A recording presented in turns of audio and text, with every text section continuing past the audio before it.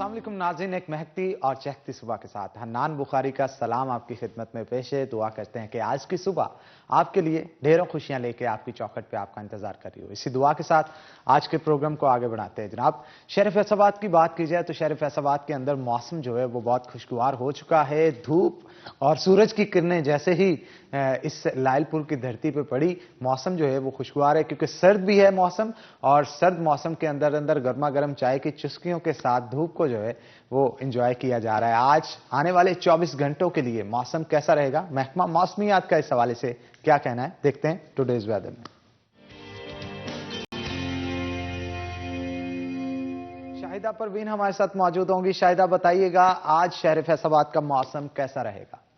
जी हनान, फैसलाबाद का मौसम इस वक्त खासा खुशगवार और सुहाना है, क्योंकि सवेरे दिन के आगाज से ही सूरज मियां ने अपनी आंखें दिखाई हैं फैसलाबाद के शहरियों को, और जब तिरछी किरणें जमीन पर पड़ी तो बहुत ही जो है खूबसूरत मंजर जो है इस वक्त फैसलाबाद का मौसम पेश कर रहा है, क्योंकि साथ साथ धूप भी निकली हुई है और साथ ठंडी हवा चलने से जो है वो सर्दी की शिद्दत भी जो है वो मजीद एहसास जो है वो ज्यादा होता है सर्दी का।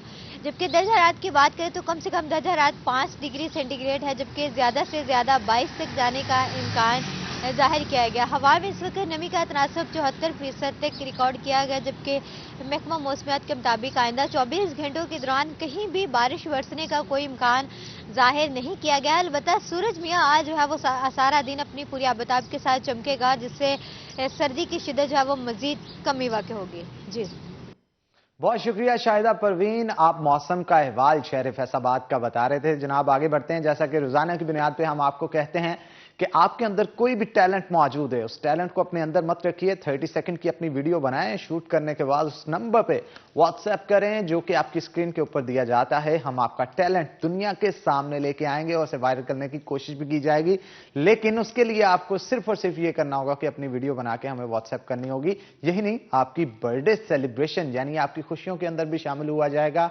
आपके जो भी सेलिब्रेशन होगी उसकी वीडियो बना के आपने 30 सेकंड की हमें व्हाट्सएप करनी है। ऑन स्क्रीन हम आपकी वीडियो को चला के आपकी खुशियों के अंदर शामिल होंगे। तो जनाब, आज का टैलेंट हम आपको दिखाते चलें।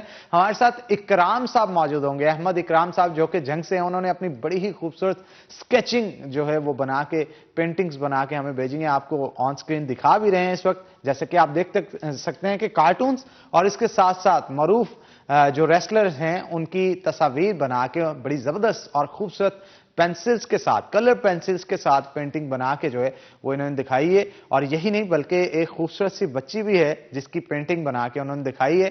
तो उनके अंदर एक बड़ा जबरदस्त टैलेंट मौजूद है कि अगर आप सामने भी बैठे हैं तो आपकी पेंटिंग ये बना सकते हैं, हूबहू उसकी पेंटिंग जो है वो तैयार की जा सकती है। किसी भी शक्ल की तस्वीर भी इनको दे दी जाए तो वो भी पेंटिंग ये तैयार कर सकते हैं। ये हुनर किसी किसी में होता है और बहुत कम लोगों के अंदर ये हुनर होता है, लेकिन ये हुनर जिन लोगों में भी होता है उसे यूटिलाइज करने का हुनर भी किसी किसी को आता है। जनाब, हम तो यही कहेंगे आप अपने इस हुनर को जारी और सारी रखें, और इसके साथ साथ वाटर जो पेंटिंग्स हैं, वाटर पेंट्स हैं, उनका भी इस्तेमाल करके आप मजीद बेहतर पेंटिंग्स बना सकते हैं। उन पेंटिंग्स की फिर एग्जीबिशन लगाइएगा, ज्यादा लोग इसे पसंद करेंगे। आगे बढ़ते हैं जनाब। जैसा कि आजकल बहुत सारे लोगों में जुनून है व्लॉगिंग का, होस्टिंग का, और इस तरह के टैलेंट जो है वो उनके अंदर काफी रच बस रहा है और लोग वो टैलेंट लोगों को दिखाना चाहते हैं, तो हम उसमें भी मदद फराहम कर रहे हैं। आज हमारे साथ एक फैसलाबाद के लड़के हैं, फैसल, उन्होंने एक वीलॉग बनाया है, आइए आपको। फैसल, बहुत अच्छा तो वीलॉग आपने नहीं बनाया, लेकिन कंटेंट पे आपको फोकस करने की जरूरत है। लेकिन आपके अंदर एक अच्छी बात वो ये थी कि कॉन्फिडेंस बहुत ज्यादा था आप में। अपने कॉन्फिडेंस को यूटिलाइज करें और इसके साथ साथ बेहतरीन कंटेंट के साथ वीलॉग बनाएं जो लोगों के फायदे के लिए हो और लोग उससे कुछ सीख सकें, तभी आपके वीलॉग्स जो हैं वो पॉपुलर हो सकेंगे। बहुत अच्छी बात है, आप वीलॉग्स बना रहे हैं, मजीद बनाएं, कंटेंट पे फोकस करने की जरूरत है। आगे बढ़ते हैं जनाब। अब बात करेंगे स्टेट बैंक के हवाले से। स्टेट बैंक जो है उनकी तरफ से ये कहा जा रहा है कि बहुत सारे आजकल मैसेजेस मौसूल हो रहे हैं। हमारे ऑफिस में भी बहुत सारे लोगों को मैसेजेस मौसूल हुए हैं। वो मैसेजेस क्या हैं? वो ये हैं कि लोग जो हैं वो हैकर्स, मुख्तलिफ हैकर्स जो है स्टेट बैंक बन के आपके मोबाइल के ऊपर, आपके नंबर के ऊपर टेक्स्ट करते हैं। उस टेक्स्ट में लिखा जाता है कि आप 1000 से ज्यादा रकम विड्रॉ नहीं कर सकते, आपके आईडी कार्ड का पूछा जाता है, पिन कोड, पासकोड और इस तरह की चीजें जो है आपकी पर्सनल इंफॉर्मेशन जो है वो पूछी जाती है। वो पर्सनल इंफॉर्मेशन पूछने का मकसद क्या होता है? जो ऐसे हैकर्स जो आपके मोबाइल के ऊपर टेक्स्ट भेज रहे हैं, आप अगर उनको किसी भी किस्म की मालूमात अपनी दे देते हैं तो वो आपके अकाउंट से पैसे विड्रॉ कर सकते हैं। और ऐसे केसेस गुज़श्ता दिनों में भी कई देखने को मिले, लोगों के लाखों रुपए जो है हड़प लिए गए। यही नहीं बल्कि आपके क्रेडिट कार्ड के जो आपका नंबर होता है वो भी अगर आप उनको फ्राहम करें तो ऑनलाइन शॉपिंग करके लाखों रुपए की शॉपिंग कर ली जाती है और बाद में आपके अकाउंट से पैसे काट लिए जाते हैं। इस चीज को मद्देनजर रखते हुए स्टेट बैंक की तरफ से भी कल ट्वीट किया गया और ट्वीट के अंदर बताया गया कि ऐसा कोई मैसेज भी स्टेट बैंक की तरफ से नहीं किया जा रहा। इसलिए जितने भी सार्फिन हैं वो इस चीज का ख्याल रखें कि अपनी पर्सनल इंफॉर्मेशन किसी को भी फराहम ना करें, ना तो अपने एटीएम की एक्सपायरी डेट, जनरेशन डेट या इसके साथ साथ उसका जो स्पेसिफिक नंबर होता है वो भी नहीं बताएं। दूसरी चीज यहां पे मैं ये भी लाजमी तौर पे मेंशन करता चलूं कि आपकी बहुत सारी पर्सनल इंफॉर्मेशन आपके आईडी कार्ड में महफूज होती है। अपना आईडी कार्ड बिला वजह किसी को ना दें, उसकी इंफॉर्मेशन किसी को ना दें, क्योंकि जब आप मैनुअली, एक तो होता है ना कि किसी भी कार्ड का आपने पिन कोड लगाया होता है, जब ऑनलाइन आपके नंबर से कॉल की जाती है बैंकिंग नुमाइंदे को तो आप अपनी पर्सनल इंफॉर्मेशन देने के बाद भी अपने पिन कोड को चेंज करवा सकते हैं। इसलिए अपनी पर्सनल इंफॉर्मेशन कत्तन किसी को भी ना दें, क्योंकि आजकल हैकिंग जो है वो बहुत ज्यादा हो रही है। बहुत सारे लोगों के पैसे उनके अकाउंट से उनका सफाया भी कर दिया गया है। इसलिए आप इस चीज से बचें ताकि आप जो अपनी मेहनत की कमाई है उसे रायगाना कर सकें। और आगे बढ़ते हैं जनाब, हम पीटीआई के हवाले से आज गुफ्तगू करेंगे कि आखिर किस सिमत जा रही है, जो महंगाई का रोना अवाम रो रही है, इसके पीछे किन लोगों का हाथ है? हुकूमत अवाम को ठीक तरीके से डिलीवर कर पा रही है या नहीं कर पा रही? हकायक क्या हैं? आने वाले चंद सालों के अंदर जब 1-2 साल के बाद गवर्नमेंट उतर जाएगी, इनके 5 साल मुकम्मल हो जाएंगे, तब पीटीआई कहां पे स्टैंड करेगी? और जो महंगाई का दौर आजकल चल रहा है इसमें गरीब कहां पे स्टैंड करता है? गरीब के लिए पाकिस्तान तहरीक इंसाफ ने क्या इकदाम किए हैं? इस मौजू पे आज गुफ्तगू करने के लिए हमने दावत दे रखी है। हमारे साथ शहबाज कसाना मौजूद होंगे जो कि सेक्रेटरी इत्तलात हैं पीटीआई वेस्ट रीजन पंजाब के। आपको वेलकम करते हैं शो के अंदर। और उनके साथ साथ अब्दुल रहमान हमारे साथ मौजूद होंगे, हमारे सीनियर रिपोर्टर हैं और बड़ी गहरी नजर होती है शरीफ फैसलाबाद की पॉलिटिक्स के ऊपर उनकी। वेलकम करते हैं अब्दुल रहमान आपको। पहले मैं चाहूंगा कि शहबाज कसाना की तरफ चलें। शहबाज, क्या कहेंगे? हमारी अवाम रोना रोता नजर आती है। उनका कहना है कि पाकिस्तान तहरीक इंसाफ ने जो वादे किए थे वो वफा ना कर पाई। यू टर्न पे यू टर्न इमरान खान की तरफ से लिए गए। महंगाई इस कदर ज्यादा हो गई है कि एक गरीब इंसान जो है उसकी जिंदगी अजीरन हो गई है। महंगाई का फंदा कुछ इस तरह से गवर्नमेंट ने गरीब के गले में लपेटा है कि आहिस्ता आहिस्ता उससे तंग कर रही है और सांस लेना मुश्किल होता चला जा रहा है गरीब अवाम का। क्या कहेंगे आप? शुक्रिया बहुत बहुत। पहले तो आपकी सिटी 41 का कि आपने हमें मौका दिया अपना मौक़िफ़ तहरीक इंसाफ का पेश करने का। इसमें कोई शक नहीं कि इस टाइम महंगाई तेज़ी से बढ़ी है और इसकी वजूहात पे जाएं तो वो वजूहात में आप देखें कि पिछली गवर्नमेंट्स ने बहुत ज़्यादा कर्जे लिए और एक सिस्टम इस तरह का बनाया कि जिसमें अब महंगाई को कंट्रोल करने के लिए एक स्ट्रेटजी है कि जो लोकल इंतज़ामिया है उसके पास है जी, छोटे छोटे अपना रेडी वालों को उनके पर्चे दे दें और पर्चे देने के बाद वक्ती तौर पे हलचल मचेगी, कोई खबर आएगी, उसके बाद ठंडा होगा।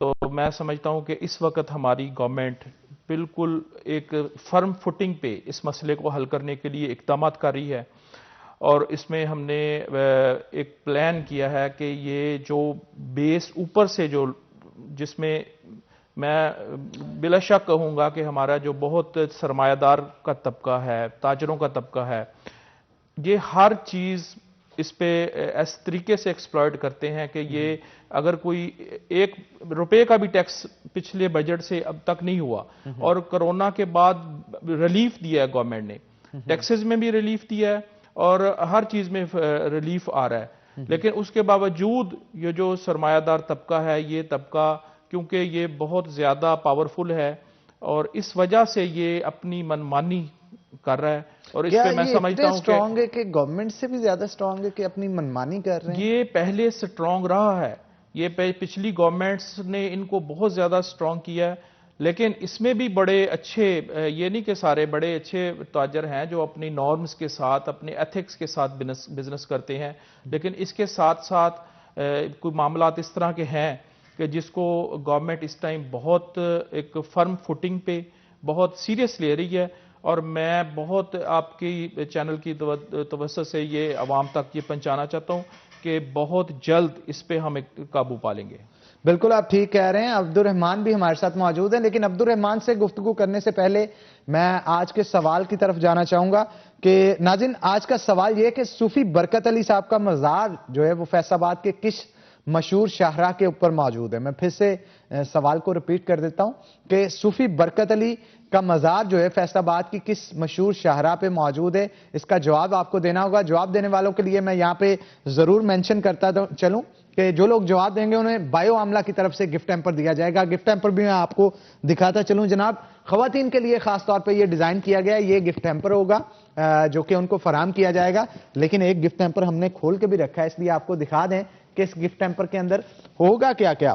आपको वो चीजें दिखा देते हैं जनाब। इसके अंदर ब्लैक शाइन इनका बायो आमला का एक शैम्पू है जो कि मौजूद होगा, और इसके साथ साथ जनरल लोग जो शैम्पू को इस्तेमाल करना चाहते हैं बायो आमला का, वो भी इसके अंदर मौजूद है। और खास तौर पे क्योंकि आजकल सर्दियां चल रही हैं और सर्दियों के लिए इन्होंने एक बड़ी जबरदस्त चीज मुतारफ करवाई है, वो इनकी 7 डे क्रीम है जो कि इसके अंदर मौजूद होगी। और 7 डे क्रीम के साथ साथ यहां पे एग शैम्पू भी इनका जो है वो काफी आजकल पॉपुलर है, वो भी इसके अंदर मौजूद होगा। और इसके साथ साथ आपके बालों की हिफाजत के लिए बायो आमला का हेयर टॉनिक भी इसके अंदर मौजूद होगा। और ऐसे लोग जो कि अपनी ऐसी खवातीन ब्यूटी के हवाले से जरा कॉन्शियस होती हैं, तो उनके लिए खास तौर पे ये डिजाइन किया गया है। हमने गिफ्ट हैम्पर उनके लिए बड़ा बनवाया जिसके अंदर शैम्पूज, क्रीम्स और ऑयल वगैरह मौजूद होंगे। और अगर आप चाहते हैं ये गिफ्ट हैम्पर जीते हैं तो आपको जल्द से जल्द मोबाइल उठाना होगा, और मोबाइल उठाने के बाद उस नंबर पे टेक्स्ट करना होगा इस सवाल का जवाब जो कि आपकी स्क्रीन के ऊपर दिया जाएगा।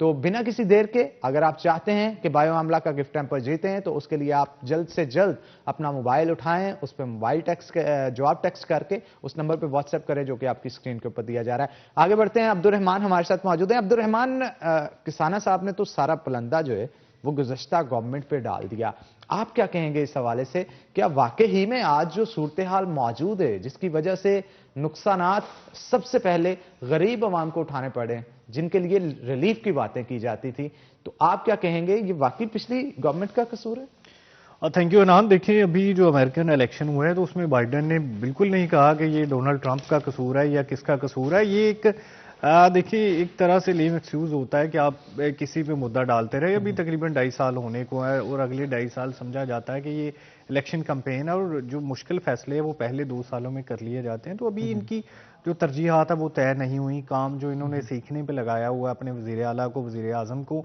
वो अभी तक काम नहीं सीख पा रहे। तो ये एक बड़ा मसला है। देखिए, ये एक एडमिनिस्ट्रेशन को, गवर्नेंस को एक साइंस कहा जाता है और उसमें ये कतन जो है वो बिल्कुल ही नाकाम नजर आते हैं। ये सूबा पंजाब जो है कई ममालिक से बड़ा सूबा, इसको चलाना एक बहुत बड़ा चैलेंज होता है। और फिर जो देखिए मियाँ शहबाज शरीफ जो यहाँ पर वज़ीर आला रहे हैं, उससे कबल 2 बार लगातार, और उससे कबल जो 97 में रहे हैं। अब एक 3 बार रहने वाले वज़ीर आला के मुकाबले में आपने एक वो बंदा उठा के वज़ीर आला लगा दिया जो पहली दफ़ा एमपीए बना है। यकीनन जो ब्यूरोक्रेसी होती है उसके साथ ताबून होता है, पुलिस होती है, वो तमाम शोबे मिलकर चलाते हैं। लेकिन जब एक एडमिनिस्ट्रेटर ही सबसे माठा बैठा हो तो फिर आप इमेजिन कर सकते हैं कि क्या सूरत हाल हो सकती है। अब जो एक एडमिनिस्ट्रेटर बैठा है उसको तो जो सेक्रेटरीज है वो एक मिनट में मामू बना के चले जाते हैं। देख लें कोई भी जो एक्टिविटीज़ हुई है तब से लेके जो 2018 से जब कामयाब हुए हैं, उसके बाद जब हलफ लिया है, कोई बड़ा प्रोजेक्ट नहीं इनका शुरू हो सका, कोई बड़ा काम जो है वो ये नहीं सर अंजाम दे सके। इवन के जो पाकिस्तान मुस्लिम लीग नून ने मंसूबे शुरू किए हुए थे वो भी बहुत डिले में जाके जो इफ्तिताह हुए इनके मोटरवेज के या दूसरे मंसूबे। इवन ये फैसलाबाद में अगर हम अंडरपास की बात करें तो अभी तक जो काम चल रहा है 2.5 साल में, और उससे कबल जो अंडरपासेस फैसलाबाद में बने हैं वो एक 1.5 साल में बन गए हैं। इसी अच्छा अब्दुल रहमान, अंडरपास की आपने यहाँ पे बात की, मैं यहाँ पे एक चीज जरूर मेंशन करना चाहूंगा। आजकल जरा दौड़ लगी है इस चीज की कि जो अंडरपास तैयार किया गया है इसका नाम क्या रखा जाएगा। अब नाम जो है क्योंकि पहले जो सबसे पहले अंडरपास बना उसका उस्ताद नुसरत अली खान के साथ मंसूब कर दिया गया, फिर उसके बाद सूफी बरकत अली के साथ मंसूब कर दिया गया। इस अंडरपास को जो है वो ऑफ द रिकॉर्ड मैं किसी का नाम नहीं यहां पे लूंगा, ये बताया जाता है कि जो उसकी रेनोवेशन पे पैसा लगाया जाएगा उसके नाम से ये रखा जाएगा। अब यहां पे कारी सईद चिश्ती जो कि हमारे बड़े मारूफ कवाल होते थे, उनके बेटे वहीद चिश्ती हैं जो कि सूफीज़म पाकिस्तान के प्रेसिडेंट भी है, उनकी जानब से एक एप्लीकेशन थ्रू की गई डीसी ऑफिस को, कमिश्नर ऑफिस को और फैसलाबाद आर्ट काउंसिल को। फैसलाबाद आर्ट काउंसिल ने भी उसे मार्क करके कमिश्नर ऑफिस के पास भेज दिया उस एप्लीकेशन को। उनका ये कहना है कि उनके वालिद मोहतरम ने 5 जुबानों में कवालियां गाई और अपने दौर के मारूफ कवाल रहे हैं। इवन उनका कहना है कि जो जितने भी गवर्नमेंट के इवेंट्स होते थे प्रेसिडेंट के, उसके अंदर तलावत भी उनके वालिद मोहतरम ही पढ़ते थे, तो उनके नाम से इसे मंसूब किया जाए। लेकिन अगर उनके पास इतनी सकत मौजूद नहीं है कि वो उसके ऊपर रेनोवेशन पे पैसा लगा सकें, तो क्या जो पैसा लगाएगा उसी के नाम से इसे मंसूब कर दिया जाएगा? देखिए नान, ये तो एक और जो है वो मौजू आ गया जिसमें पाकिस्तान तहरीक इंसाफ की एज यूजुअल जो है वो बैड गवर्नेंस शो हो रही है कि अभी तक वो तय नहीं कर पाए क्या करना है इसका। पैसों का देखिए मसला नहीं है, पैसे यहाँ पर बहुत ज़्यादा पड़े हुए हैं, कारपोरेशन के पास देख लें, लोकल बॉडीज़ के पास देख लें, पैसे लगाने का एक्चुअल मसला नहीं है। मसला इनके पास, इन्हें किसी ने बता दिया हुआ है कि जो बचत करें उसके बाद कर्जे उतारें। डेवलपमेंट पे बिल्कुल ही इनकी तवज्जो नहीं रही, शहर जो है वो बुरी सूरत बन चुकी है। तो इसी तरह से ये एक बड़ा नमूना कि जो पैसे लगाएगा, इसका मतलब है कि फैसलाबाद का जो इंडस्ट्रियलिस्ट पैसे लगाएगा उसका नाम लगा दिया जाएगा और वो वही होगा जो इनका मरहून मिन्नत होगा। तो ये एक तरह से समझ ले कि जो आर्ट को पीछे धकेलने वाली बात है। बिल्कुल, इस आर्ट को पीछे धकेलने के ऊपर मजीद गुफ्तगू भी करेंगे, लेकिन एक छोटी सी ब्रेक के बाद। तो नाज़रीन एक ब्रेक लेंगे, ब्रेक के बाद दोबारा हाजिर होते हैं, कहीं मत जाइएगा, हमारे साथ रहिएगा।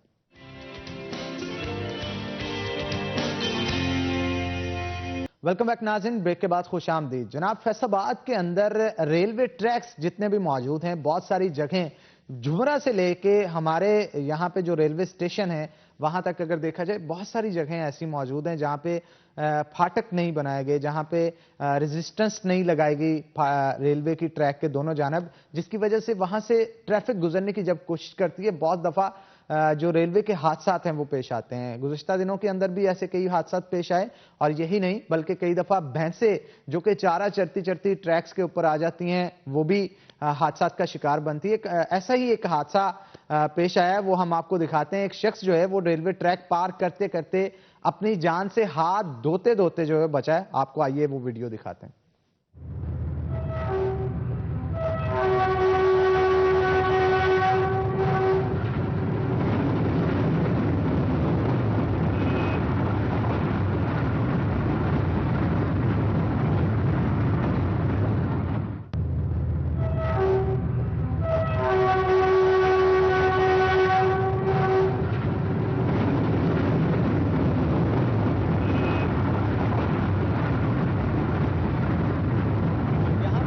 सरासर जो गलती है वो शख्स की है जो कि चलती हुई ट्रेन को देख भी रहा है, हॉर्न भी बजाया जा रहा है खासतौर पे जो ट्रेन का ड्राइवर है उसकी तरफ से, लेकिन इसके बावजूद भी उसने नजरअंदाज करते हुए कोशिश की कि जल्द अज जल्द ट्रैक के ऊपर से गुजर जाए और ट्रेन को पार कर ले। मुझे तो ये समझ नहीं आती, हट्टा कट्टा नौजवान है, सेहतमंद भी है, ना तो कोई ये हॉस्पिटल जा रहा था या इसको बहुत जल्दी हो जो इसने लाजमी तौर पे पहुंचना था वहां पे, और ना ही कोई इस किस्म की ज्यादा जल्दी मुझे नजर आती है जिसके बरक्स ये अपनी जान को दांव पे लगा के ट्रैक को पार करने की कोशिश करे। यहाँ पे बतौर इंसानियत हमें भी होश के नाखून लेने चाहिए। बल्कि इससे पहले भी जो शख्स गुजरा है ट्रेन के आगे से, वो डबल सवारी पे था, बच्चा उसने पीछे बैठाया था, मेरे ख्याल में तो उससे भी गुजरना चाहिए था, क्योंकि ट्रेन जब दूर से आती है इंसान देख ले तो उसे रुक जाना चाहिए।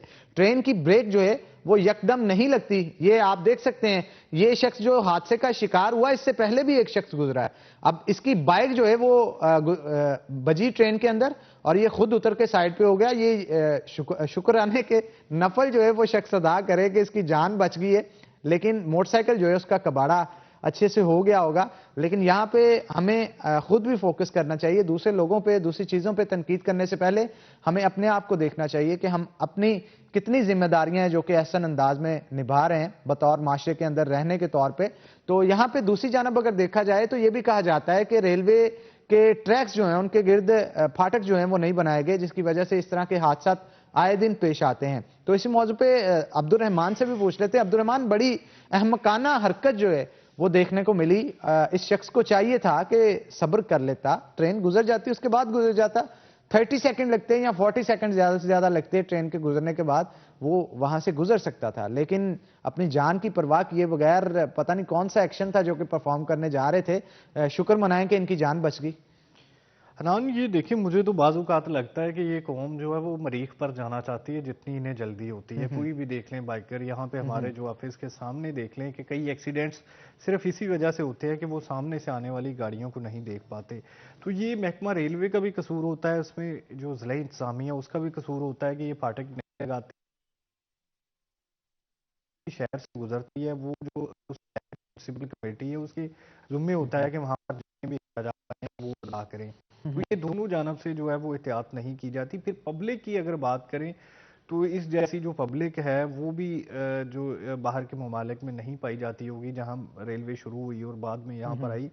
ये एक बड़ा मसला है कि लोग इंतज़ार करना पसंद नहीं करते। ये ट्रैफिक सिग्नल्स पे आप देख लें, हर जगह ही ऐसी अफरा तफरी का माहौल होता है और ये समझ नहीं आती कि लोग इतनी जल्दी जाके इन्होंने करना क्या है, कहाँ जाना है, ट्रेन यही ट्रेन पकड़नी है, जाके क्या करना है। ये समझ नहीं आती कि एक बाइकर जो 1 मिनट में या आधा मिनट वेट करके भी आगे जा सकता है, उसने अपनी बाइक भी। और कल परसों में एक वीडियो देख रहा हूँ, टिकटॉक बनाता है जो ट्रेन के आगे उसकी डेथ हो गई। तो इस तरह के कई एक्सीडेंट्स होते हैं। रिक्शे, कई दफ़ा ट्रेन आ रही है, रिक्शा आगे से गुजारने की कोशिश करते हैं, टायर फंस जाता है, तो कई लोगों और की जो मोस्टली जान लोडर रिक्शे जो हैं वो इस जद में ज्यादा आते हैं।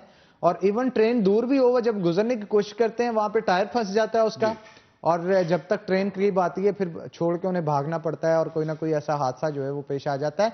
इस हवाले से वैसे अवेयरनेस सेशन भी होना चाहिए अब्दुर्रहमान। अगर अवेयरनेस सेशन नहीं होगा, लोगों को इस बारे में इल्म नहीं होगा, उन्हें थोड़ा सा बताना चाहिए, एजुकेट करने की जरूरत भी है कि जनाब ट्रेन जब गुजर रही हो या दूर से आप देखें तो आपको सब्र कर लेना चाहिए। या फिर जानते हुए भी, सब कुछ जानने के बावजूद भी ये ऐसा करते हैं।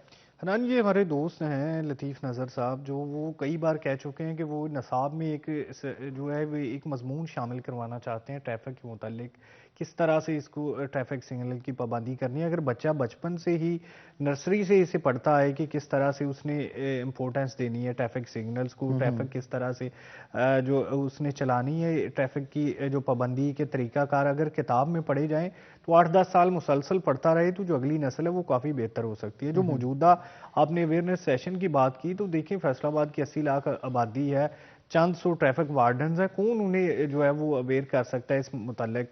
ये तो एक ऐसा इशू है जिसमें मतलब हर बंदे को खुद से अवेयर होना चाहिए कि मैंने कैसे बचना है।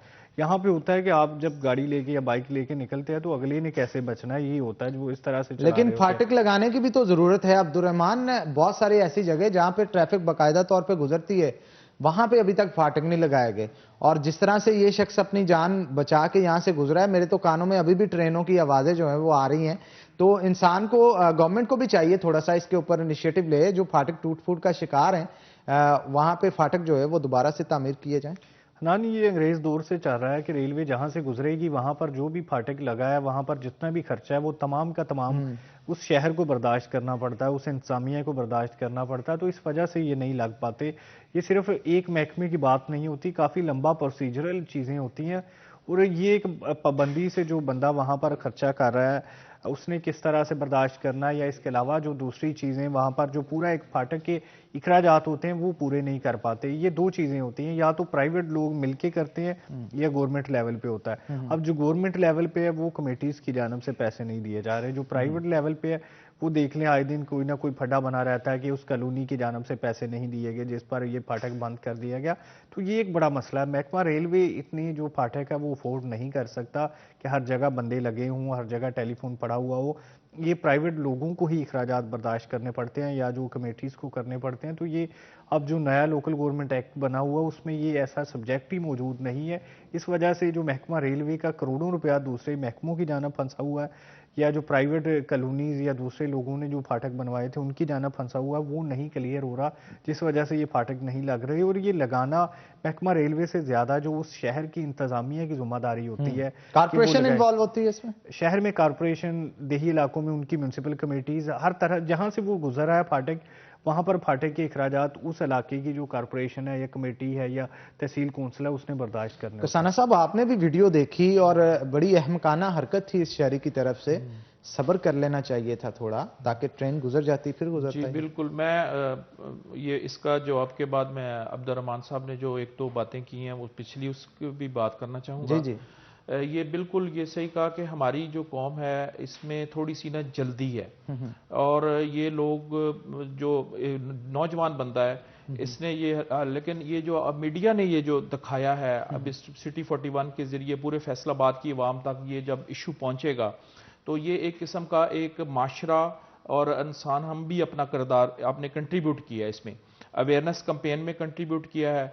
और ये इंशाल्लाह ताला ये फाटक का जो मसला है, देखें जो सिटीज़ हैं ख़ास तौर पे फैसलाबाद है वो बहुत तेज़ी से फैल रहा है, और रेलवे की ज़मीन पड़ी है। इस पर मैं कहता हूँ कि इस पर स्ट्रिक्टली गवर्नेंस जो होनी चाहिए। रेलवे की ज़मीन की इंक्रोचमेंट होती है, कच्ची आबादियाँ बनती हैं, और कच्ची आबादियों में मोस्टली लोग वो आके आबाद होते हैं जो एजुकेशन जिनमें कम होती है या जो इधर मजदूरी करने आते हैं। तो वो बंदे इतने ज़्यादा अवेयर नहीं होते, तो फिर वो अपनी जान तक का रिस्क ले रहे हैं। तो इस पे इंक्रोचमेंट, एंटी इंक्रोचमेंट ड्राइव शुरू होनी चाहिए, या कम से कम जितनी ज़मीन है उसमें रास्ते बंद होने चाहिए, और जो रास्ते अप्रूव्ड करे जो कन्वीनियंस हो दोनों आबादियों को आपस में बुलवाने के लिए, उसमें वो फाटक बनाए। और यहाँ पे ये भी देखा जा सकता है ना कि जिस जगह पे ट्रैक मौजूद था और जहां से ट्रेन गुजर रही है, दोनों जानब आबादी मौजूद है और दुकानों की और घरों के दरवाजे रेलवे ट्रैक की तरफ लोगों ने बना रखे हैं।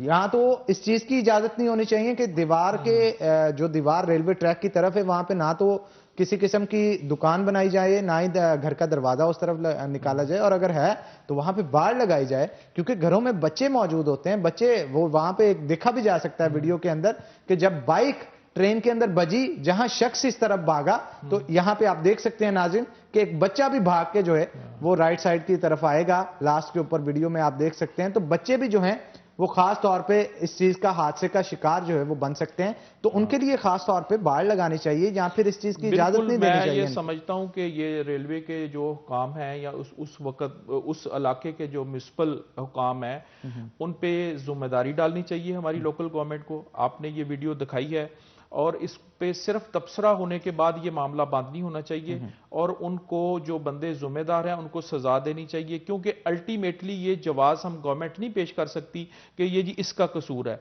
जानो माल की हिफाजत करना गवर्नमेंट की जिम्मेदारी है, और ये जो गवर्नमेंट की मशीनरी है ये इसको एक्शन लेना चाहिए। और ह्यूमैनिटेरियन बात करें, इसका ये भी मतलब नहीं है हमारे इधर एक्चुअली एक्शन को भी गलत ऐसे अंदाज में ये ब्यूरोक्रेसी लेती है कि ऊपर से आ गया जी ऑर्डर, उधर बंदों को पकड़ना शुरू कर दें, बंद करना शुरू कर दें उनको मजीद। लेकिन ये चीज नहीं है कि एक आबादी है 1 किलोमीटर इधर 1 किलोमीटर उधर एक रास्ता दे दें, उसको मैनेज कर लें, हर जगह रास्ता ना दें और उसको अवेयर करें।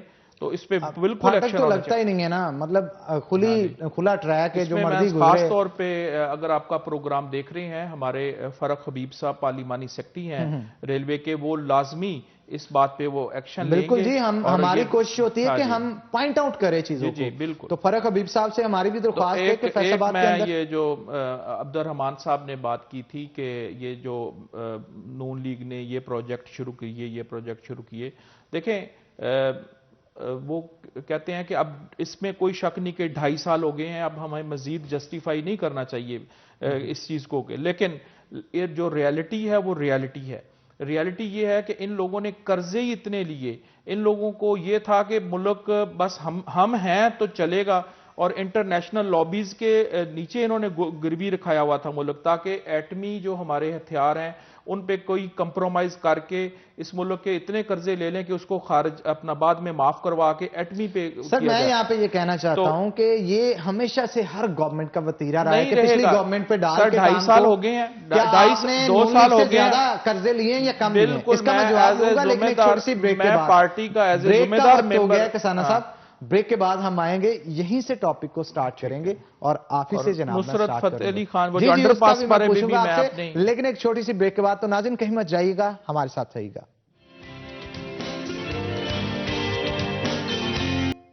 वेलकम बैक नाज़रीन, ब्रेक के बाद खुश आमदीद। हमारे साथ शहबाज कसाना मौजूद हैं, पीटीआई रहनुमा, उनसे गुफ्तगू करेंगे। क्या कहेंगे शहबाज, ब्रेक पे जाने से पहले आप जो गवर्नमेंट पे, पिछली गवर्नमेंट पे पलंदा डाल रहे थे कि कर्जे लिए, ये किया वो किया, कर्जे तो आपने भी लिए, आने वाली गवर्नमेंट फिर इसी तरह आपको भी कहेगी? देखें, इन्होंने एक डॉलर की जो पैरिटी रखी हुई थी, रुपए और डॉलर की, ये बिल्कुल फेक रखी हुई थी। 103 रुपए, 100 रुपए डॉलर, अपने फंड से ये डॉलर खरीद के बाहर से ओपन मार्केट में बेचते थे। और वो जो एक वैक्यूम क्रिएट किया गया था, उस पर इतना ज्यादा इकोनॉमी को डैमेज किया है, सिर्फ और सिर्फ अपनी फिगर सेट करने के लिए। जब डॉलर की कीमत 150 तक गई है तो उसमें आके कर्जे फिर बढ़े हैं इस वजह से, क्योंकि डॉलर्स में कर्जे थे। हमने इतने कर्जे, अगर पीटीआई की गवर्नमेंट का तो मंशूर है कि ये पाकिस्तान को इसको कर्जों से हमने खत्म करना है। इस जो इन्होंने गिरवी रखा हुआ था मुल्क, और इतने इतने पैसे इन्होंने बाहर रखे हुए थे, हमारी ये ड्राइव रही है कि ये पैसे लेके आए, जिसपे हमें हर्डल, हमें 2.5 से 3 साल हो गए, वापस क्यों नहीं आ रहे? मशीनरी इनकी थी, अदलिया, नैब और जितनी मशीनरी थी, ये टोटल इनके इंडक्टेड पर्सन्स थे। लेकिन अब मामलात सेटलमेंट की तरफ जा रहे हैं। एक साल में से तकरीबन पिछले 8-9 महीने कोरोना एक ऐसा, वर्ल्ड में पूरा एक डिप्रेशन भी आया, बहरान भी आया। अच्छा, वैसे गुज़िश्ता रोज की एक खबर है बावजूद कि इस्लामाबाद का एक पार्क है, उसे भी आईएमएफ के पास गिरवी रख दिया गया है कर्जों के लिए। कितनी ये मतलब अजीब बात है कि आप अपने मुल्क की प्रॉपर्टी जो है वो गिरवी रखना शुरू हो गए अब, और कर्जे लेके अपने मुल्क का सर्कल चला रहे हैं। गवर्नमेंट कंपैटिबल किस तरह से हो सकती है? गवर्नमेंट की कंपिटेंसी कहां है? ये एक प्रोपोगंडा बिल्कुल ये चल रहा है कि पार्क को गिरवी रख दिया गया है। देखें, कर्जा जो कर्जा नहीं, कर्जा जो लेना है, जो रिन्यू करवाना है, उसके लिए एक तो सॉवरन गारंटी होती है। Sovereign guarantee government MOU sign करके दे देती है, तो उसमें लोगों को पता चलता है कोई चीज गिरवी नहीं रखी, लेकिन उसमें नेशनल इंटरेस्ट कंप्रोमाइज होता है। वही कर्जा जो 10-12% या 7-8% पे मिलता है सॉवरन गारंटी पे, वही कर्जा 2% पे मिलता है अगर आप कोई चीज, कोई एसेट जो है उसको प्लेज करते हैं। तो इसमें प्लेज तो हो गया ना जनाब। इसमें इन्होंने मोटरवे, पिंडी बटिया मोटरवे और लाहौर मोटरवे, लाहौर इस्लामाबाद मोटरवे गिरवी रखी इन्होंने। इस पे इन्होंने वो कर्जे उतारे पीटीआई की गवर्नमेंट ने। दूसरा, फैसलाबाद के हवाले से मैं कहूंगा, देखें, the best is enemy of good. एक दफा 1 मिनट में कोई तबसरा कर लेना कि ये नहीं हुआ, ये नहीं हुआ, लेकिन इसमें हुआ क्या है? फैसलाबाद इंडस्ट्रियल सिटी है, तीसरा बड़ा शहर है, ये बहरान का शिकार था, बेरोजगारी थी, power loom sector, textile sector, total लूमें बिक रही थी अपनी तोल के भी कम रेट पे, लोहे के भी कम, कबाड़ से भी कम बिक रही थी। अब इस टाइम एक हमने सेट किया है, टेक्सटाइल की एक्सपोर्ट बढ़ी है, और कोरोना पे जिस तरह हमारी गवर्नमेंट ने किया है कि कोरोना पे इकोनॉमी को भी चलते रहने दिया है, इसी वजह से, और उस पर भी काबू पाया है, मोर्टेलिटी बहुत कम हुई है। और इसमें हमारा फौरन इतनी ज्यादा आई है फैसलाबाद के खास तौर पे कि ऑर्डर्स आए हैं कि ये मुल्क चल रहा है, और उस ऑर्डर्स की वजह से हमारा फौरन रिजर्व में भी इजाफा हो रहा है। और इसमें जो करंट अकाउंट डेफिसिट है, जो हमेशा नेगेटिव में, खसारे में जा रहा था, वो पहली बार इतने सालों में करंट अकाउंट डेफिसिट, आम लोगों के लिए ये होगा कि ये क्या करंट अकाउंट, इसमें यह है कि जितने हम चीजें बेच रहे हैं उतने से ज्यादा अगर हम खरीद रहे हों तो हम करंट अकाउंट डेफिसिट नेगेटिव हो जाता है। अब हम एक्सपोर्ट ज्यादा कर रहे हैं। और एक लास्ट पे वो जो आपने अंडरपास पे बात की, देखें, आपने कहा कि नून लीग की गवर्नमेंट ने, ये नून लीग की गवर्नमेंट तो सिर्फ अफ्तताह करने के बाद फंड टोटल ये अपना ऑरेंज लाइन पे ले गए थे। फैसलाबाद की अवाम पिछले 3 साल इधर जलीलो ख्वार होती रही कश्मीर पुल पे, उसके लिए अब हमने इसको अपना, अब बिल्कुल पिछले 6 माह से ये चालू है अंडरपास, और नाम लिखने के लिए बिल्कुल इसमें सलाह मशवरा हो रहा होगा। कमिश्नर अथॉरिटी और हमारी पॉलिटिकल जो क़यादत है, MNAs MPAs, वो मशवरे से रखेंगे। हमारी ये तजवीज़ है कि इस पे नाम किसी इंडस्ट्रियलिस्ट की बजाय बेहतर होगा कि जिसमें फैसलाबाद की अवाम में से कोई ऐसा बंदा आया, समाजी कारकुन हो, जिसने समाज के लिए और ह्यूमैनिटी वर्क किया। और बिल्कुल नुसरत फतेह अली का हो गया, एक उनका एडिटोरियम भी रख लिया नाम, ठीक बात है। उसके बाद एक कोई और सोशल पॉइंट ऑफ व्यू से कोई बंदा आए, उसका नाम रखें। और बड़े ठीक कह रहे हैं। बड़े नाम इनकी तरफ से जो बात की गई है कि पिंडी पट्टियां टूल प्लाजे पे कर्ज लिया गया था, वो गिरवी रखवा दिया और इनकी गवर्नमेंट ने सारे कर्जे वो उतार दिए। सदाकत है इसमें? देखिए हनान, जो पहली बात तो ये है कि कर्जे एज सच कोई मईशत पे इतना अफेक्ट नहीं करते होते। एटमी हथियारों वाली बात, ये तो मतलब एक कंस्पायरेसी थ्योरी होती है कि इतना कर्ज। देखिए अमेरिका पे इस वक्त दुनिया में सबसे ज़्यादा जो मकरूज मुल्क है वो अमेरिका है। 1000 ट्रिलियन से ज़्यादा, 1000 ट्रिलियन डॉलर से ज़्यादा मकरूज है। और सबसे ज़्यादा जो कर्ज देने वाले ममालिक हैं उसमें चाइना है, उसमें पहले नंबर पे चाइना, दूसरे नंबर पे जापान, जर्मनी। उसने हर मुल्क का कर्जा देना है, अपनी जो बैंकों का वो कर्जा देना है। एक्चुअली देखते हैं कि कर्ज प्रोडक्टिविटी पे चल रहा है, कर्ज से क्या होता है। पिछले 5 साल के कर्ज की अगर बात करें तो उसमें कारखाने लगे हैं, उसमें इंडस्ट्री चली है, उसमें मुख्तलिफ प्रोजेक्ट्स हुए। सर कौन सा गवर्नमेंट ने स्टील मिल, तो सर स्टील मिल बंद रही है, कौन सा कारखाना लगाया? सिर्फ ये बात होती है, एक नाम बताएं अभी यहाँ पर जो कर्जे मिले। आप ठीक कह रहे हैं शहबाज किसाना साहब, बहुत शुक्रिया आज के शो में आपका आने के लिए। अब्दुल रहमान, आपका भी बहुत शुक्रिया आज के शो में आने के लिए। तो नाज़रीन,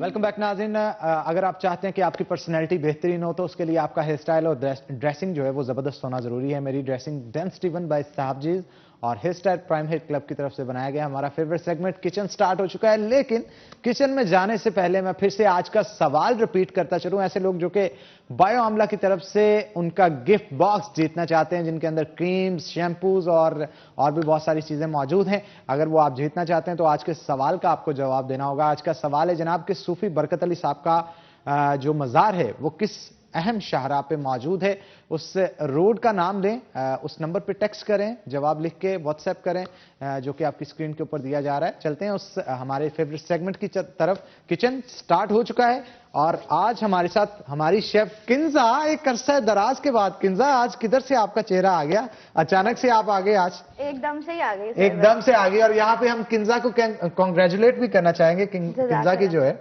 वो एंगेजमेंट रिसेंटली हुई है, तो आपको एंगेजमेंट पे बहुत बहुत मुबारकबाद और हम दुआ करते हैं कि आपकी आने वाली जिंदगी बेहतरीन गुजरे। तो किंजा क्या तैयार कर रहे हैं आज? आज हम लोग चिकन ब्रोस्ट बनाएंगे।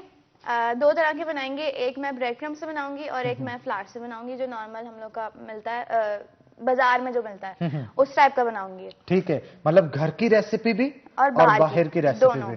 तो जनाब आप घर वाली घर पे बनाना चाहें तो भी आप इस चीज को फॉलो कर सकते हैं, और बाहर वाली घर पे बनाना चाहे वो भी रेसिपी आप फॉलो कर सकते हैं। तो जनाब आज हम चिकन ब्रोस्ट बनाने जा रहे हैं। मैं चाहता हूँ उस रेसिपी उसकी जो है वो बता दी जाए साथ साथ, और ये भी लाजमी तौर पे कि कितने क्वांटिटी है चिकन की हमारे पास, जिसके लिए हम आज की रेसिपी अपनी इंग्रेडिएंट रेडी करेंगे। मेरे पास तकरीबन ½ केजी चिकन है। चिकन आपने इसको जब आप जाएंगे ना तो आपने स्किन वाला चिकन लेना है। मुझे स्किन वाला भी नहीं मिला, स्किनलेस मिला, तो मैं स्किनलेस यूज कर रही हूँ। आपने बोलना जो ब्रोस्ट के लिए जो पीस यूज होता है ना वो आपने यूज करना है। इसके मैंने एक टिक्का पीस आता है उसके हाफ करवाया। ठीक है, आप पूरा भी यूज कर सकते हैं, लेकिन वो उसमें कोटिंग अच्छी नहीं आएगी। मैंने ऐसा इसका पीस करवा लिया है। अच्छा, वैसे ये मोस्टली मुझे लेग्स के पीस लग रहे हैं जी। आपने मेरे ख्याल थाइज लेके उनको हाफ कट करवाया। जो शेफ सर टिक्का के लिए यूज होता है ना थाई पीस, उसको लिया मैंने और हाफ कट करवाया। हाफ कट करवाया। और बारबेक्यू में मोस्टली ये यूज होता है। और आज 2 तरह के बनाए जाएंगे, एक जो बाजार के अंदर ब्रोस्ट मिलता है वैसा होगा, और एक घर के अंदर अगर आपने हंडिया शंडिया के अंदर चावलों के साथ या चटपटी चटनियों के साथ आपने खाना हो तो उसके लिए भी ब्रोस्ट जो तैयार करता है। 2 रेसिपीज आज तैयार की जा रही हैं। तो किंजा इसके इंग्रेडिएंट 1 बाय 1 आप लाजमी तौर पे बताएं। 500 ग्राम्स हमारे पास चिकन है, इसमें मैं मैरिनेशन करूंगी इसकी। सबसे पहले आपने क्या करना है कि ओवरनाइट इसका प्रोसीजर होता है, पानी लेना है ठंडा, उसमें सिरका डालना है और हरी मिर्चों का पेस्ट डालना है। 2 टेबलस्पून हरी मिर्चों का पेस्ट, पानी और थोड़ा सा नमक डाल के उसको ओवरनाइट सोक करके रख देना है। मेरे पास टाइम नहीं था तो इसलिए मैं इसको डायरेक्ट मैरिनेट करूंगी। जब वो सोक करेंगे आपने उसको निकालना है। बनाने से 2 घंटे पहले आपने उसको निकालना है। उसको मैरिनेट करने के लिए चीजें चाहिए।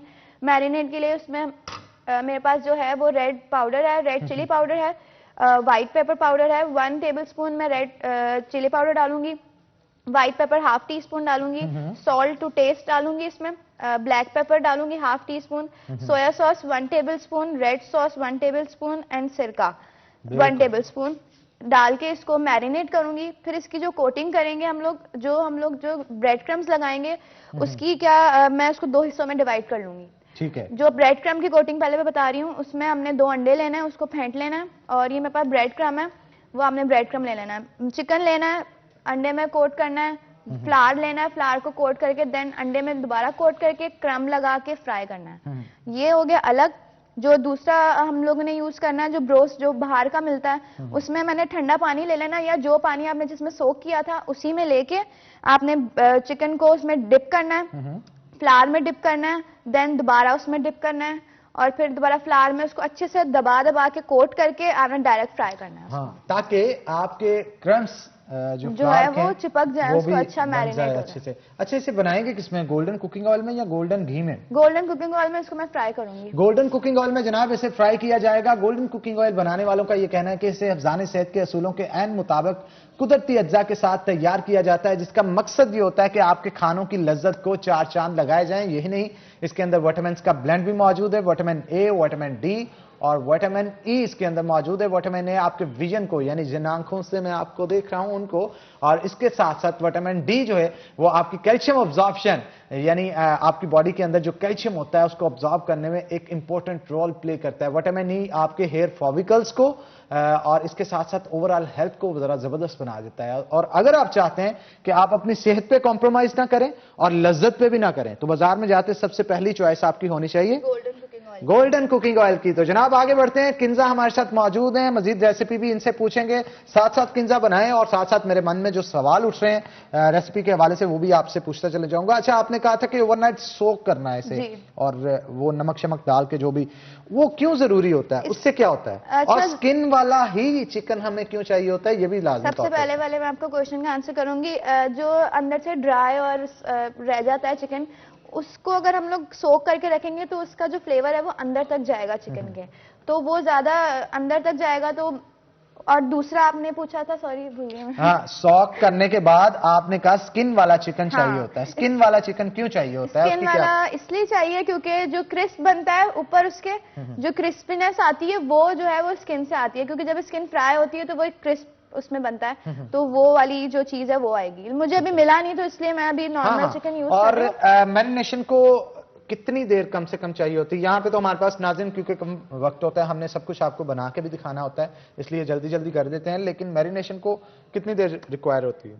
जब आपने सोक कर लेना है ना, उसको 2 घंटे पहले आपने इसकी मैरिनेशन करके फिर आपने उसको मैरिनेट करना है, उसके बाद आपने सारी कोटिंग देके उसको फ्राई करना है। ठीक है, तो जनाब मेरा ख्याल है अब चिकन को सेपरेट किया जाए और मैरिनेशन में एक ही मैरिनेशन बनेगी, जो कोटिंग होगी वो डिफरेंट होगी। चलें जी, मैरिनेशन अब किस तरह से होगी ये भी किंजा आपको वन बाय वन स्टेप जो है वो परफॉर्म करके दिखाएंगी। तो पानी जो है इसमें सबसे पहले ऐड किया जाएगा, और कितना पानी ऐड करेंगे?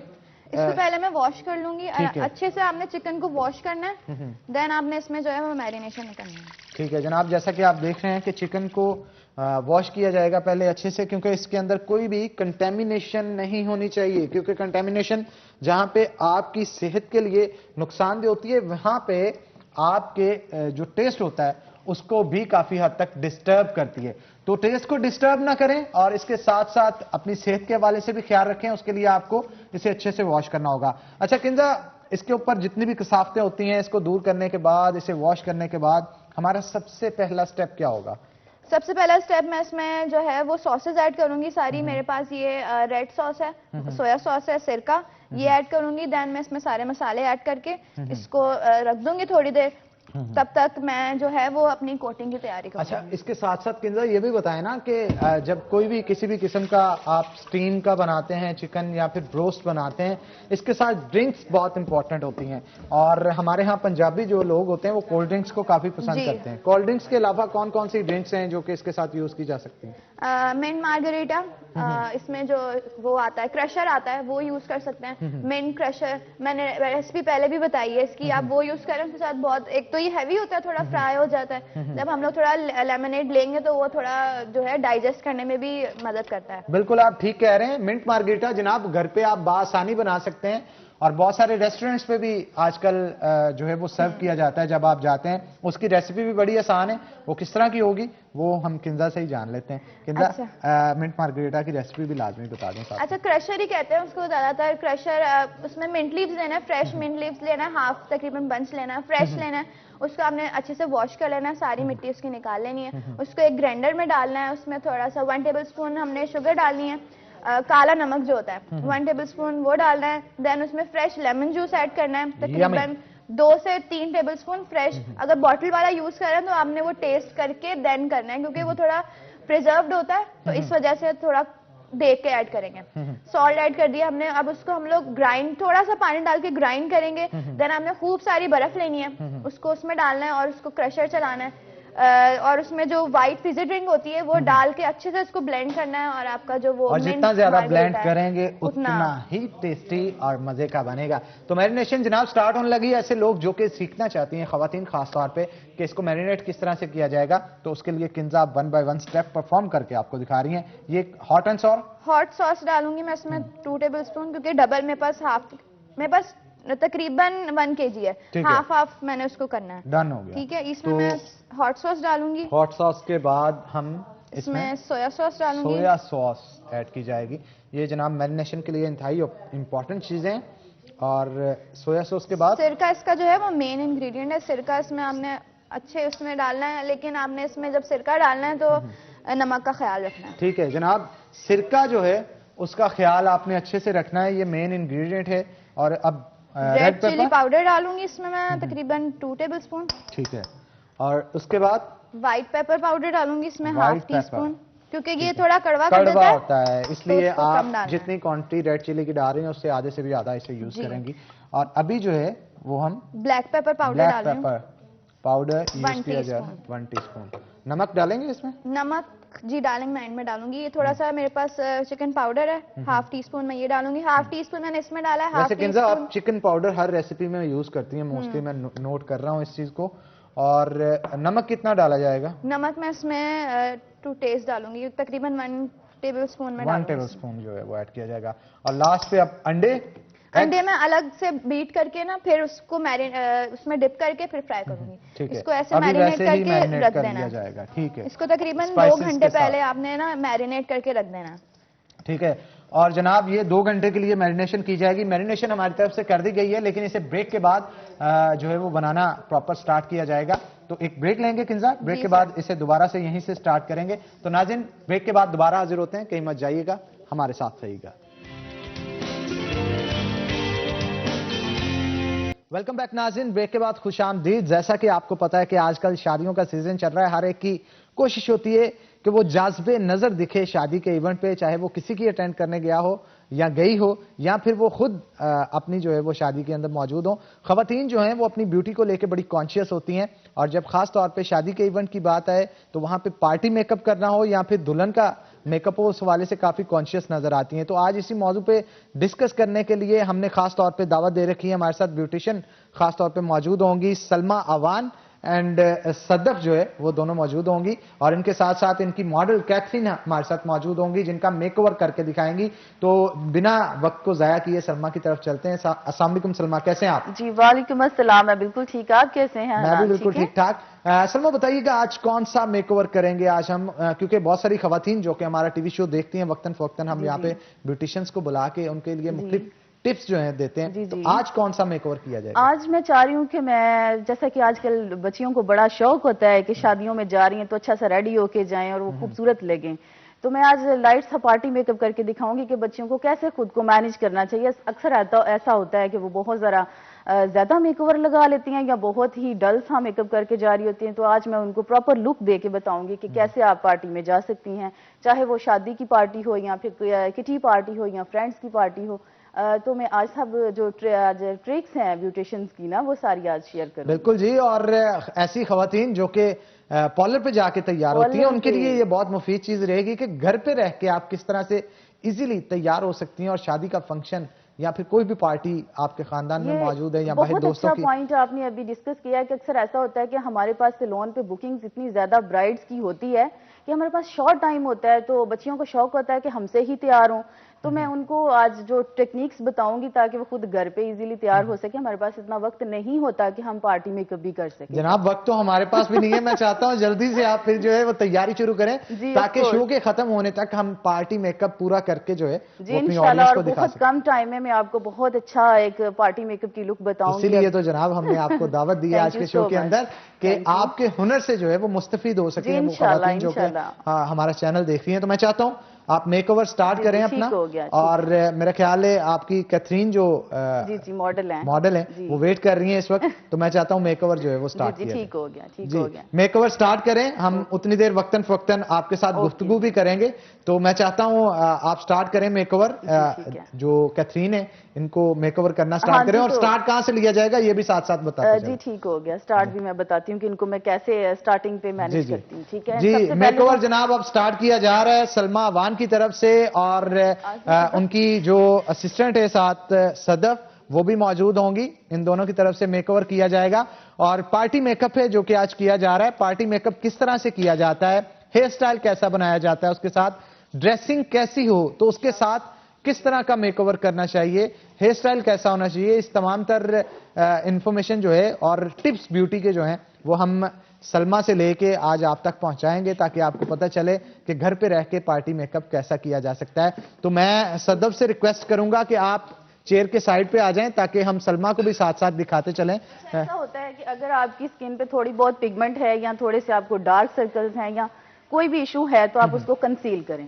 ठीक है, कंसील कैसे करते हैं? आपके पास जो भी बेसिस पड़ी हुई हैं उसमें डार्क कलर पड़ा होता है लाइक दिस, इसमें जैसा कि ये शेड है। ठीक है, अगर आप क्लोजअप कर सकते हैं तो आप देख लें, तो उसके साथ आपको ऐसे इसको कंसील कर सकते हैं। लेकिन मेरी मॉडल को ऐसा कोई इशू नहीं है, उनका ना तो डार्क सर्कल प्रॉब्लम है ना ही उनको कोई पिगमेंटेशन है, स्किन पूरी प्लेन है जी बिल्कुल, इनकी स्किन बिल्कुल ठीक है, स्मूथ है, तो मैं ये कंसीलिंग प्रोसेस नहीं करूंगी। ठीक है, और मेरे पास है बहुत ही मजे की बेस जिसको मैं फर्स्ट में, जी बिल्कुल फर्स्ट एप्लीकेशन में ही इसको सेट कर दूंगी। ठीक है, बिल्कुल जी, ये बहुत अहम पॉइंट बताया आपने उन खवातीन के लिए जिनके फेस पे धब्बे हों या फिर बाज़ पिंपल्स भी बने होते हैं। तो शादी पे अक्सर औकात ऐसे होते हैं, खवातीन कोशिश करती हैं कि शादी से पहले एक बार फेशियल फेस का करवा लिया जाए। तो वो फेशियल करवाने पे बाज़ की स्किन सेंसिटिव होने की वजह से दाने निकल आते हैं या फिर पिंपल्स निकल आते हैं, फिर उसे कवर करने के लिए अच्छा ऐसा है हनान के जाहिर बात है स्किन को प्रिपेयर करना होता है मेकअप के लिए, लेकिन मेरा ये है पर्सनल सजेशन कि आप जो स्किन ट्रीटमेंट है वो 1 वीक पहले लें, क्योंकि आप मेकअप से अगर 1 दिन पहले ले रहे होते हैं तो आपकी स्किन जो है वो डैमेज हुई होती है और उसमें मेकओवर इतना अच्छा स्मूथ लुक नहीं आ रही होती। सपोज अभी आपने बताया एक्नी हो जाता है, ठीक है, एक्नी भी हो जाता है और साथ साथ आपकी स्किन जो है बहुत टाइटनिंग हो जाती है।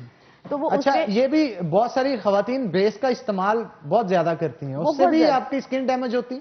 नहीं, डैमेज तो नहीं होती, रफ हो जाती, रफ हो जाती। तो उसका सोल्यूशन ये है कि आप मेकओवर को रात को सोते वक्त लाजमी क्लीन करें और अच्छे से क्लींजिंग करें अपनी फेस की, और फिर क्लीन करने के बाद कोई चीजें ऐसी भी तो लोशन या कोई टोनर्स होते हैं, सीरम्स होते हैं, टोनर्स होते हैं, व्हाइटनिंग भी होते हैं, वो बहुत अच्छे हैं। आप क्रीमें लगाती हैं, क्रीमें ना लगाएं, टोनर्स लगाएं, सीरम लगाएं। और ऑर्गेनिक चीजों की बात की जाए, ये जैसे खीरे आंखों पे रखना, लेमन जूस का रब करना फेस पे, ये तो बहुत अच्छी बात है। जो मतलब घरेलू लड़कियां हैं जो कि घरों पे रहती हैं और उनके पास बहुत सारा फ्री टाइम है, तो वो ये हर्बल तरीके जो हैं वो यूज कर सकती हैं। ठीक है, लेकिन जो प्रोफेशनल हैं उनके पास शॉर्ट टाइम होता है, तो बहुत अच्छे ब्रांड्स हैं जिन्होंने बहुत अच्छे टोनर्स और सीरम्स इंट्रोड्यूस करवाए हैं। ठीक है, तो आप वो खरीद लें और नाइट में आप वो एप्लीकेट करके सो जाएं और बहुत अच्छा रिजल्ट में, तो आपकी स्किन भी डैमेज नहीं होती, स्मूथ रहती है। अच्छा थोड़ा सा इस हवाले से भी सलमा गाइड कीजिएगा कि आपकी ड्रेसिंग जैसी है मेकओवर भी उस तरह का होना चाहिए। ये आजकल की खवातीन में ये तो है। देखिए इतनी सेंस तो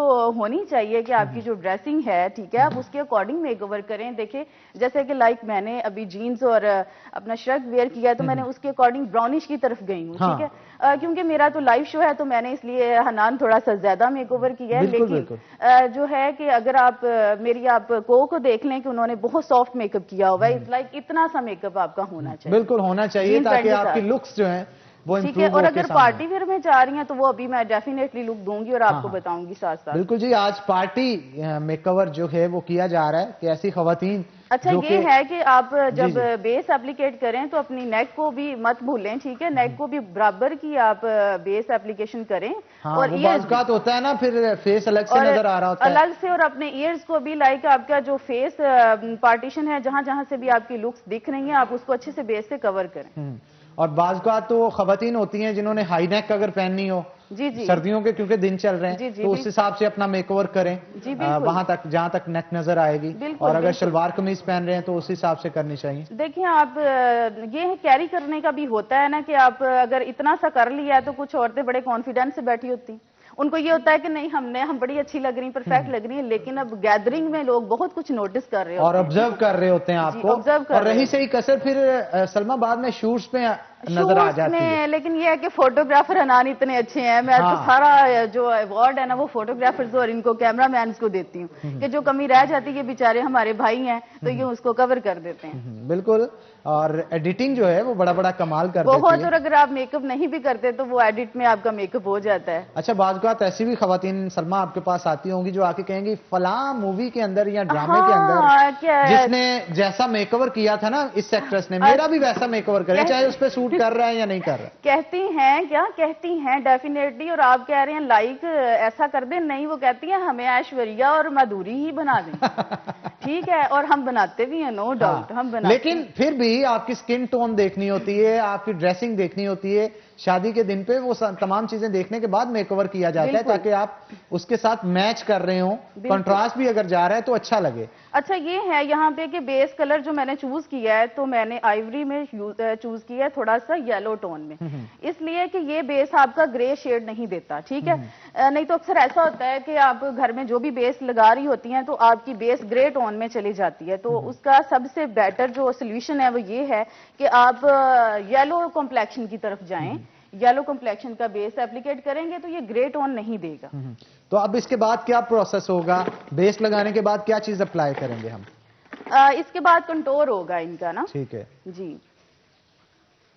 अच्छा, ऐसी खवातीन भी होती है ना आजकल, ऐसे मेकओवर भी आ चुके हैं जिनके नाक मोटे होते हैं, पतले नहीं होते। देखिए मेकअप का मतलब ही ऐसा है, मतलब ही ये है कि आप अपने फीचर्स को मेंटेन करें। ठीक है, अगर आपके नाक मोटे हैं तो आप उसको पतला दिखाएं, अगर पतले हैं तो आप उनको छोड़ दें, ज्यादा कंटोरिंग मत करें, उसको नेचुरल लुक में ही रहने दें। ठीक है, नहीं तो ऐसा होता है कि कई लेडीज के फीचर्स बहुत अच्छे होते हैं लेकिन वो फिर भी टू मच कंटोरिंग कर रही होती हैं। तो कंटोरिंग जो है वो लाजमी तो जरूर है, लेकिन जिन फीचर्स को जरूरत है उन पे करें, उन पे अच्छी करें कंटोरिंग, और जिन पे इतनी जरूरत नहीं है वहां बस नॉर्मल सा करें।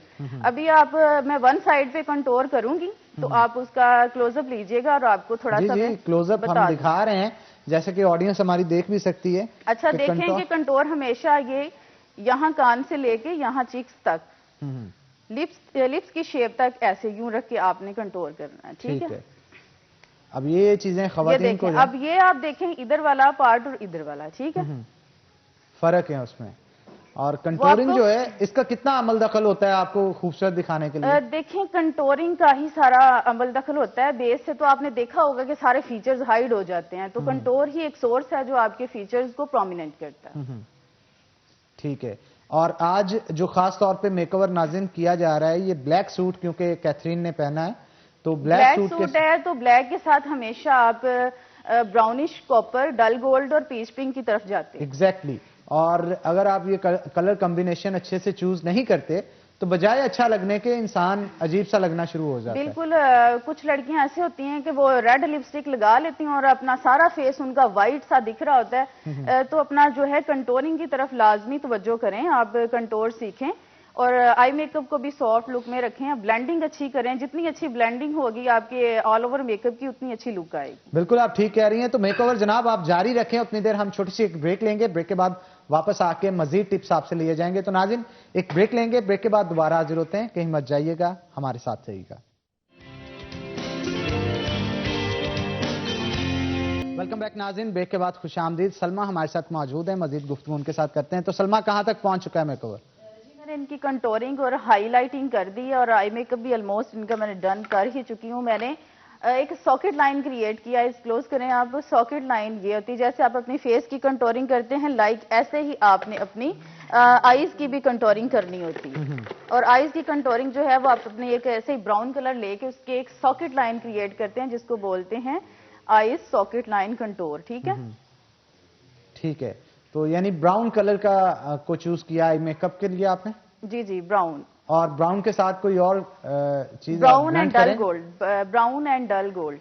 ब्राउन एंड डल गोल्ड जो है डल गोल्ड उसका इंतखाब किया है। तो ये भी जरा बताएं कि आई मेकअप कितना इंपॉर्टेंट होता है, क्योंकि बहुत सारे खवातीन होती हैं कि वो आई मेकअप और कलर का कर लेती हैं और दूसरा मेकअप उनका और तरह का होता है, मैच नहीं कर रहा होता या उसके साथ नहीं जा रहा होता। देखें उसमें यही इन ऑर्डर बात होती है कि आप ज्यादा कलर्स जब चूज करते हैं, ज्यादा कलर्स की तरफ जब आप जाने की कोशिश करते हैं, आपकी किट में होते हैं हनान बहुत ही अच्छे अच्छे कलर्स और आपका दिल कर रहा होता है कि मैं ये सारे कलर लगा लूं, ये भी लगा लूं, वो भी लगा लूं ताकि खूबसूरत दिखूं। हाँ मैं खूबसूरत दिखूं। तो मैं आपको एक बात बता दूं, आप सारी किट के सारे शेड्स लगा के कभी भी खूबसूरत नहीं दिख सकते, ठीक है। तो आप एक पहले से ही थीम सोचें कि मैंने इस तरह का मेकअप करना है, मैंने ये 2 शेड उठाने हैं आई मेकअप के लिए और एक लिपस्टिक लगानी है, एक अच्छा सा ब्लश ऑन लगाना है। हाईलाइटिंग को कभी ना भूलें, आजकल जी सबकी फेवरेट है हाईलाइटिंग के, फेस जो है वो ग्लोइंग लगना चाहिए, तो उसके लिए हाईलाइटर यूज होता है और हाईलाइटर डिफरेंट किस्म के होते हैं। इसमें मार्केट में वो लिक्विड भी होते हैं, वो क्रीमी भी होते हैं और मैट भी होते हैं। तो अब आपकी स्किन और आपके मेकअप के अकॉर्डिंग जोन सा आपको बेस्ट लगे वो आप उसको पुटअप कर सकते हैं, ठीक है।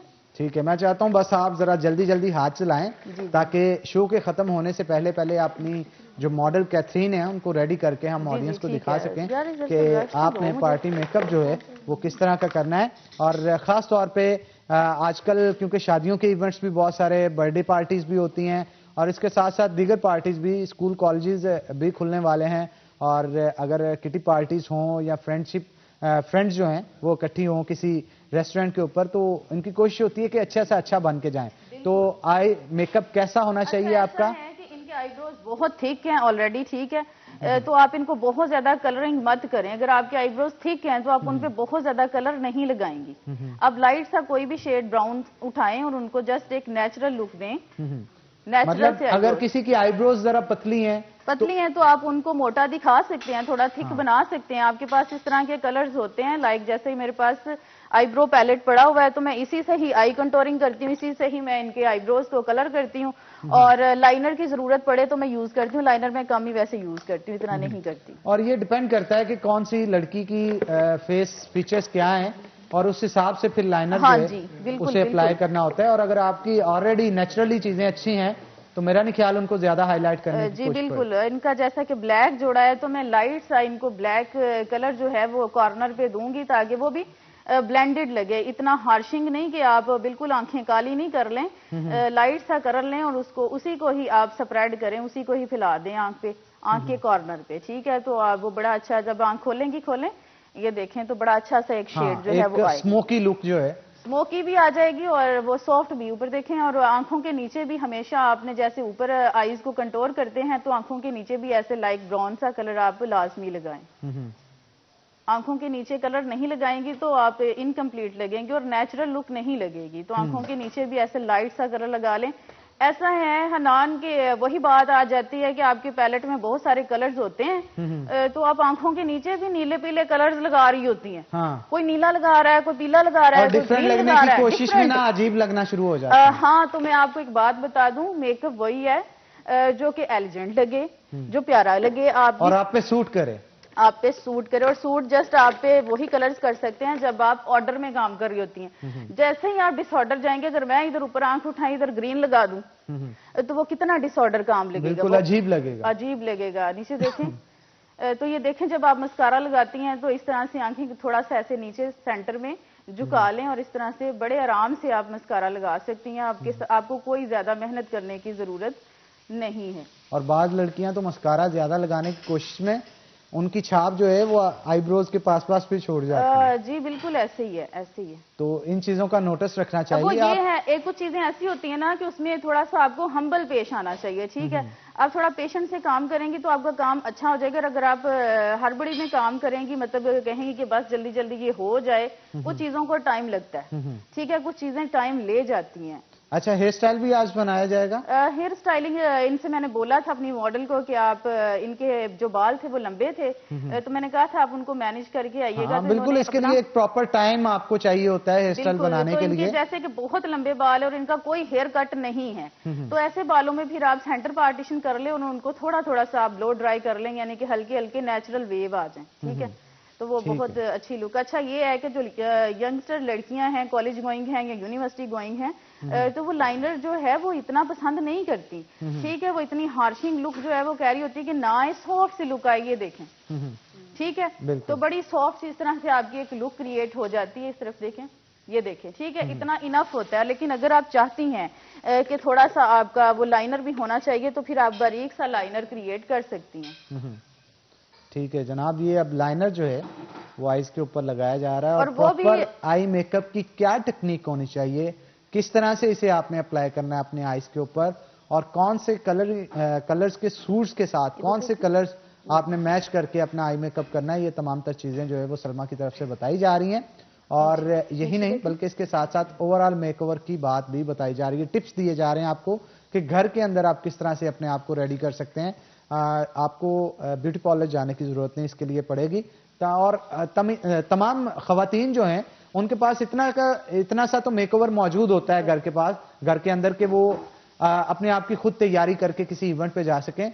बाज खवातीन को हुनर नहीं होता कि वो रेडी किस तरह से होना है, इसलिए वो पार्लर्स का रुख करती हैं। लेकिन वो हुनर किस तरह से आपके अंदर आएगा, ये टिप्स जो है वो दिए जा रहे हैं, और इनको अपने ऊपर जब बार बार अप्लाई करेंगे तो परफेक्ट बन सकते हैं आप, क्योंकि प्रैक्टिस जो है वही आपको परफेक्ट बनाती है। बिल्कुल, प्रैक्टिस मेक्स परफेक्ट, ठीक है। और प्रैक्टिस आपको करनी चाहिए, तब तक करनी चाहिए जब तक आप उसमें कामयाब नहीं हो जाते। हम भी ऐसे ही यहाँ तक पहुंचे हैं, हमने बहुत सारी प्रैक्टिस की हैं, तब जाके जो है हम यहाँ तक पहुंचे। और ऐसा होता है कि जब आपकी किट में बहुत अच्छे अच्छे कलर्स होते हैं तो आपको वो अट्रैक्ट कर रहे होते हैं, ठीक है। वो अट्रैक्शन होती है कि हम ये भी लगा लें, हम वो भी लगा लें, ठीक है। ये देखें इनके बहुत लेंथी बाल हैं, और मुझे इरिटेशन होती है हनाना ऐसे बालों से। मैं कहती हूँ उनका कोई हेयर कट होना चाहिए, आपके बालों की कोई शेप होनी चाहिए। ये बच्चियों का मेन प्रॉब्लम है, ये नहीं होना चाहिए आपका कोई हेयर कट। मतलब अगर किसी को पसंद भी है लंबे बाल तो उस हिसाब से कोई इसका स्टाइल जो है वो बना लिया जाए, आपका ये कहना है? बिल्कुल नहीं, पता क्या बात है, फिर लड़कियां हमें जो दिखाती है ना काशीज हेयर स्टाइलिंग, उसमें देखें काशी की फिर हेयर स्टाइलिंग कहती हैं कि ऐसी करें, तो उसमें उसको करने के लिए हमारे पास प्रॉपर कट होना चाहिए जिसको हम ब्लो ड्राई करें, ठीक है। अगर हमारे पास कट नहीं है, हाँ, ठीक है, मतलब तो हम लंबे बाल भी हैं तो कट्स उसमें जरूर, अगर हमारे पास देखें अगर हेयर कट नहीं है तो हम फिर कैसे करेंगे बताएं। हेयर कट नहीं है तो आप उसमें कर्ल्स डाल सकते हैं? नहीं डाल सकते। फिर ऐसा ही हाल होता है जो इनका है अभी मौजूदा।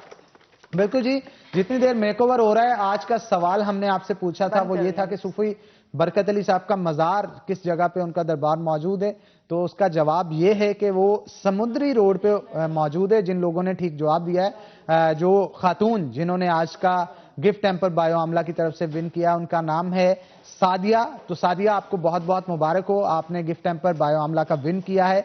आप सिटी 41 के ऑफिस से उसे ले सकती हैं। तो आगे बढ़ते हैं जनाब, सलमा की तरफ चलते हैं। सलमा, कितनी और देर रिक्वायर है मेकओवर कंप्लीट होने की? लिपस्टिक ये डन हो गया इनका मेकअप। लिपस्टिक अब लगाई जा रही है, और लिपस्टिक जो है वो एक अहम किरदार होता है उसका भी आपका मेकओवर को निखारने के लिए। बिल्कुल, तो देखें लिपस्टिक का कलर जब आप चूज करते हैं तो वो आपकी पर्सनालिटी को डिफाइन कर रहा होता है, ठीक है। अगर आप डिसऑर्डर लगा लें कोई कलर, देखें अब जैसा कि आपने पहले बोला है कि आंखों का कलर कुछ और है और लिप्स का बिल्कुल ही कुछ और है, ठीक है। अगर आप इधर मैं शॉकिंग पिंक लगा दूं या फिर वो लगा दूं कोई और अजीब सा ऑरेंज कलर लगा दूं तो क्या सूट करेगा? नहीं करेगा, ठीक है।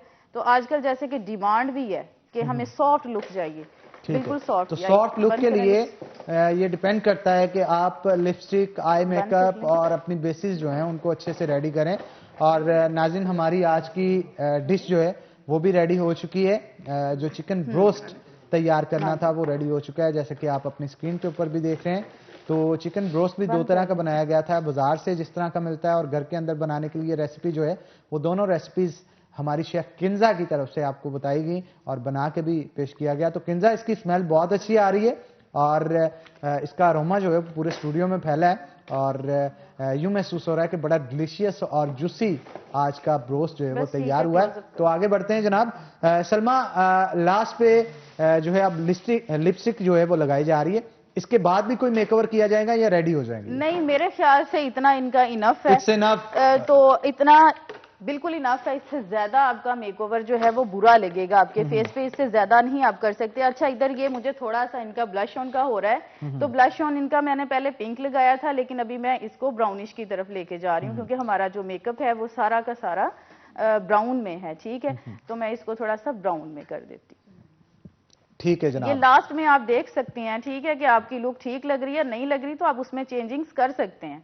अच्छा, कोई देसी टोटका भी बताएं ना, खवातीन जिनके फेस पे पिंपल्स बहुत ज्यादा होते हैं वो क्या करें, घर पे मौजूद चीजें कौन सी इस्तेमाल करें जिससे बेहतर लग सकती हैं? देखें, अगर आपके पिंपल्स बहुत ज्यादा हो रहे हैं तो आप एलोवेरा जेल, अगर आपके पास फ्रेश है तो आप वो फ्रेश ले लें और अपने फेस पे एप्लीकेट करके तो आप सो जाएं, तो वो उससे भी आपका बड़ी स्मूथनेस मिलेगी, आपकी स्किन को थोड़ी सी राहत मिलेगी जो बहुत हीटअप, क्योंकि स्किन पे एक्नी होते ही हीटअप होने की वजह से, अगर आपकी स्किन पे बहुत ज्यादा एक्नी हो रहे हैं तो आप एलोवेरा जेल लगा के सो जाएं, उससे आपको काफी फायदा होगा। और इसके साथ साथ ये जो बाल बहुत टूटते हैं खवातीन का, ये मेजर मसला है। देखें, बाल जो टूटते हैं उसका ये इसके 2 रीजन है। आपको इंटरनली भी कोई वीकनेस हो सकती है और आपका गलत शैम्पू या गलत कंडीशनर अगर आप टच कर लेती हैं अपने बालों पे तो भी उसका जो है वो साइड इफेक्ट हो सकता है। बिल्कुल, तो और अगर आपने अपने बालों को अच्छा रखना है तो वो चीज देखें जो कि आपको सूट कर रही है, आजकल तभी आप बेहतरी की तरफ जा सकते हैं। बहुत शुक्रिया सलमा, आज के शो में आने के लिए आपका। कैथरीन आपका बहुत शुक्रिया, सदफ आपका बहुत शुक्रिया।